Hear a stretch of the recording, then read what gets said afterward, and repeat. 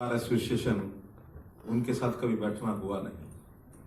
जब बैठने का मन बनाया तो दो जगह से विषय आया कि यहाँ करो। मैंने भी थोड़ा सा कठोरता से निर्णय लिया कि जब तक आप दोनों इकट्ठे नहीं हो जाओगे तब तक मैं करूंगा भी नहीं। आज खुशी की बात है कि दोनों एसोसिएशन मिलकर के ये कार्यक्रम कर रही हैं। इस टैक्स बार एसोसिएशन के आज के सेमिनार में हमारे डिप्टी चीफ मिनिस्टर जो स्वयं एक्साइज एंड टैक्सेशन डिपार्टमेंट को भी देख रहे हैं और जो जीएसटी काउंसिल है उसमें भी हरियाणा का प्रतिनिधित्व आप कर रहे हैं। इसी प्रकार आज यहाँ उपस्थित हमारे बार एसोसिएशन गुरुग्राम के बल्कि पूरे हरियाणा के टैक्स बार एसोसिएशन के जो अध्यक्ष श्री रामनारायण यादव जी, गुरुग्राम शाखा के अध्यक्ष श्री राजकुमार कथोरिया जी, करनाल के अध्यक्ष जो दूसरी एसोसिएशन के अध्यक्ष हैं श्री संजय मदान जी, सभी अन्य पदाधिकारीगण, हाईकोर्ट से उपस्थित एडवोकेट श्री संदीप गोयल जी, उपस्थित अन्य महानुभाव भाइयों बहनों।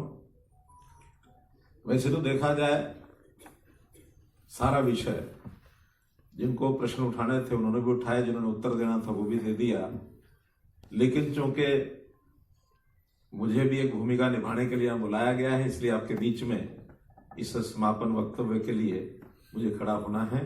मैं खड़ा हुआ हूँ। बहुत सी चर्चाएं आज सब हुई हैं और इसमें जो कर संग्रहण जिसके अंदर डिपार्टमेंट अपना काम करता है लेकिन करदाता और विभाग के बीच में जो एक ब्रिज का काम करते हैं, एक सेतु का काम करते हैं, वो आप सब लोग हैं। तो वो स्वाभाविक है कि आपके माध्यम से जो विषय आएंगे वो करदाता की कठिनाइयां वो भी सामने आएंगी और जो डिपार्टमेंट के विषय वो भी आपके माध्यम से करदाता तक पहुंचेगा। तो एक सार्थक ये पहल है और मैं तो बैठे बैठे विचार कर रहा था कि भले ही कर संग्रहण आपके द्वारा एक सेतु के रूप में हमारा जीएसटी के माध्यम से हमारा एक्साइज टैक्सेशन डिपार्टमेंट ये करता है, लेकिन उसकी एक बड़ी जिम्मेवारी उस टैक्स का बाद में उपयोग वित्त मंत्री के नाते मुझे भी एक सुविधा हो जाती है कि कैसे कैसे उसको खर्च करना है।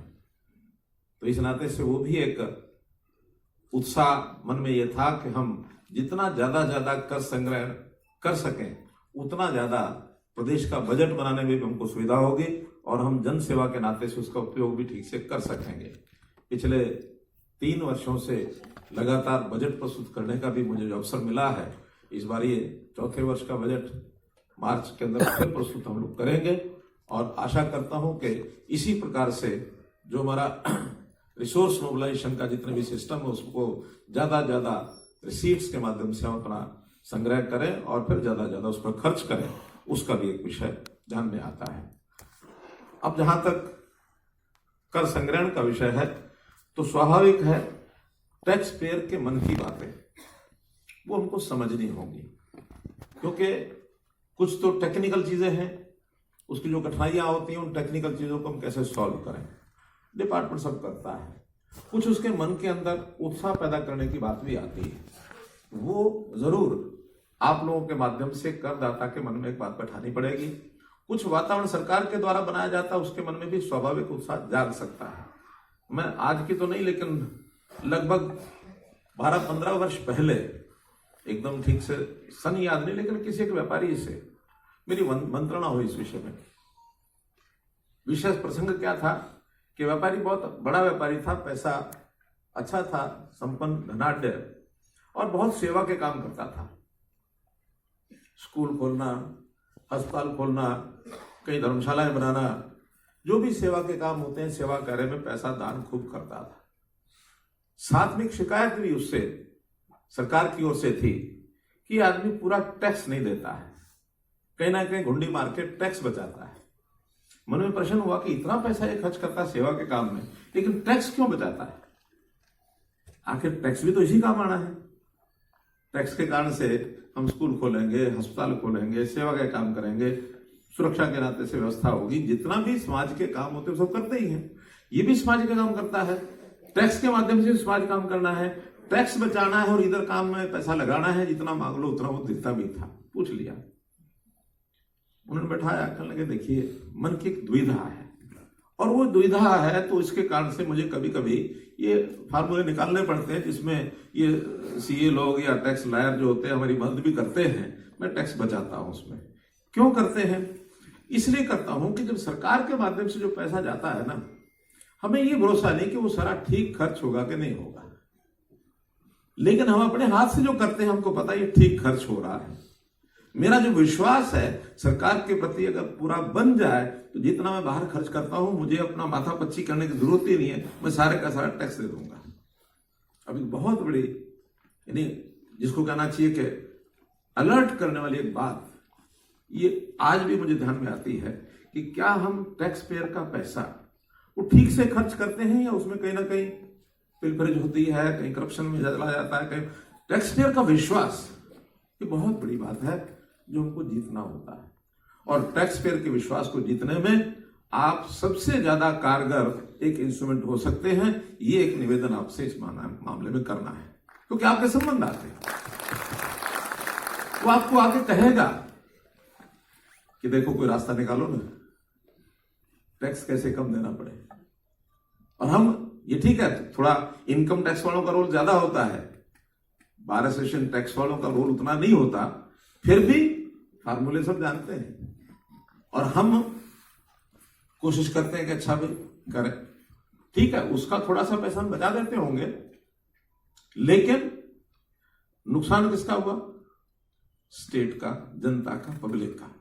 एक व्यक्ति की जेब में ज्यादा लाभ हो और जनता का नुकसान हो, इसकी बजाय हमको थोड़ा सा बदल करना पड़ेगा। और वो बदल ये है कि हाँ, उसको ये भी ना लगे कि हम कोई सरकार की ओर से भूमिका निभा रहे हैं, बल्कि समझाना पड़ेगा भी टैक्स देने से फर्क नहीं पड़ता है। बल्कि अगर आपको ध्यान में होगा, जब जीएसटी लागू हुआ कितनी शंकाएं थी। जीएसटी का विरोध शुरू में हुआ ना। आज कोई व्यापारी जीएसटी की प्रथा का विरोध नहीं कर रहा।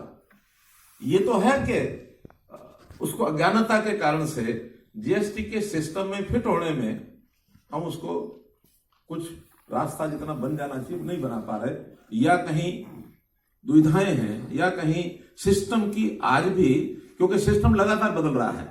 हर बार जीएसटी काउंसिल में बैठ करके नई नई चीजें, कुछ अमेंडमेंट होते हैं। सैकड़ों अमेंडमेंट हो चुके होंगे जीएसटी काउंसिल में। कितने? 250, 1500। अब 1500 अमेंडमेंट हुए हैं, इसका मतलब लगातार खुले मन से जीएसटी काउंसिल में विचार किया जाता है और वो नीचे से सुझाव आते हैं, उसी हिसाब से करते हैं। उसकी करदाता की सुविधा, या जो हम जैसे लोग हैं जो सारे सिस्टम में फैसिलिटेट करते हैं, हमारे सिस्टम को भी ठीक से चालू हो जाए।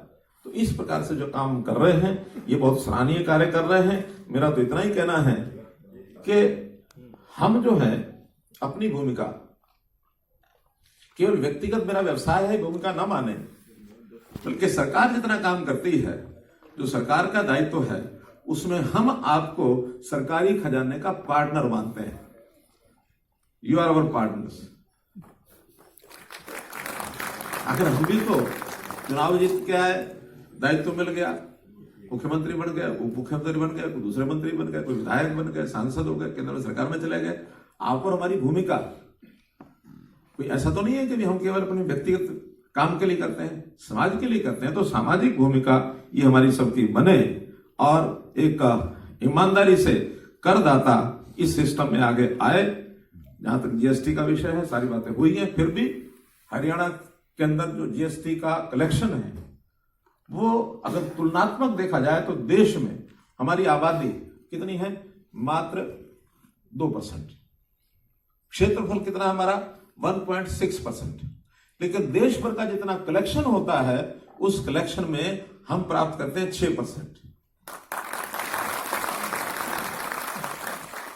तो हमारे योगदान जो जीएसटी हम यहां से संग्रह करते हैं उसमें केंद्र का भी हिस्सा रहता है, हमारा भी रहता है, व्यापारी का भी उसमें एक फैसिलिटेशन उसके अंदर जो करते हैं हम प्रदेश सरकार की ओर से, उसका व्यापार बढ़ता है। व्यापार बढ़ता है तो उस नाते से टैक्स भी बढ़ता है।